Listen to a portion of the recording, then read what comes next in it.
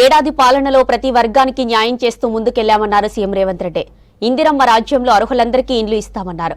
గత బీఆర్ఎస్ సర్కార్ నోటిఫికేషన్లు ఇచ్చి కోర్టుల్లో కేసులు వేయించిందని విమర్శించారు.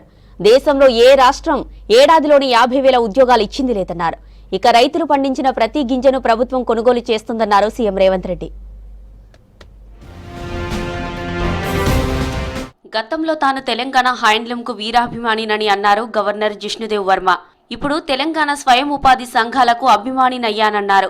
భారతదేశం అంటే గ్రామాల్లోని మహిళల సమగ్రాభివృద్ధేనన్నారు గవర్నర్.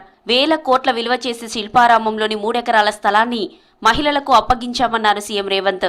తమ నైపుణ్యంతో మహిళా శక్తి బజార్ను హైదరాబాద్కి తలమానికం చేయాలని మహిళలకు సూచించారు. అదానీ అంబానీలే కాదు, తాము కూడా వ్యాపారవేత్తలుగా ఎదుగుతామని, మహిళల అభివృద్ధి కోసం ఆర్థిక భారాన్ని భరించేందుకు ప్రభుత్వం సిద్ధంగా ఉందన్నారు డిప్యూటీ సీఎం భట్టి. హైదరాబాద్ శిల్పారామంలో ఏర్పాటు చేసిన ఇందిరా మహిళా శక్తి బజార్ను CM Revanth Reddy deputy CM భట్టితో కలిసి ప్రారంభించారు గవర్నర్. తర్వాత స్టాళ్లను పరిశీలించారు. I am very glad to know that the whole nation today is undergoing a revolution of women empowerment. महिला सशक्तिकरण का एक क्रांति चल रहा है और इसमें हमारे तेलंगाना अग्रभूमिका ले रहे हैं. सुन के मुझे अच्छा लगा. महिला शक्ति అంటే ప్రపంచానికి చూపించాలి. తెలంగాణ మహిళా శక్తి ఈ దేశానికి ఆదర్శంగా నిలబడాలని నిర్ణయించుకున్నాం. ఆ నిర్ణయంలోనే భాగస్వాములుగా మిమ్మల్ని చేయాలని, సోలార్ పవర్ ప్రాజెక్టులు అదాని అంబానీలతో మా ఆడబిడ్డలు పోటీ పడాలని, మీ అందరినీ 1 కోటి మంది ఆడబిడ్డల్ని కోటీశ్వరులను చేయడమే లక్ష్యంగా ఈరోజు ఈ ప్రభుత్వం నిర్దిష్టమైన కార్యాచరణను తీసుకొని ముందుకు వెళ్తుంది. First year minimum of giving 20,000 crores interest-free loans to our women folk.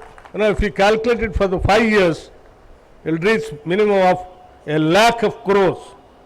1,00,000 crores of circulating to the women with a interest-free loan by which they can become the best of the best entrepreneurs in the state.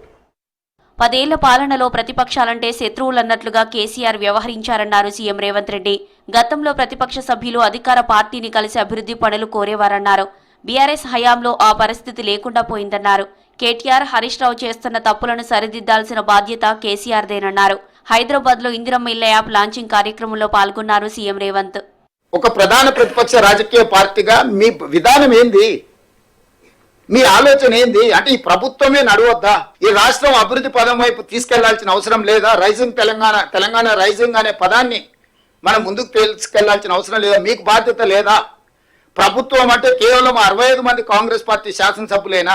మీ పిల్లలు ఇద్దరిని మా మీదకు ఉసిగొల్పి ఎందుకు ఇట్లా చేస్తున్నారు చంద్రశేఖరరావు గారు? పెద్దరికం నీకు మంచిదా?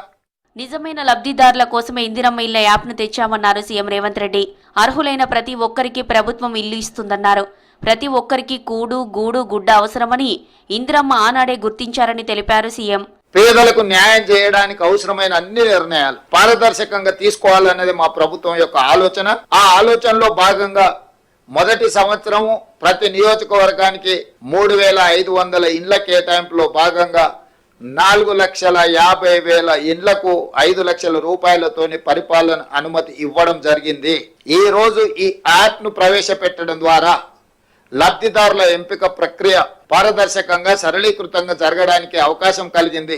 రైతులు పండించిన ప్రతి గింజను ప్రభుత్వం కొనుగోలు చేస్తుందన్నారు సీఎం రేవంత్ రెడ్డి.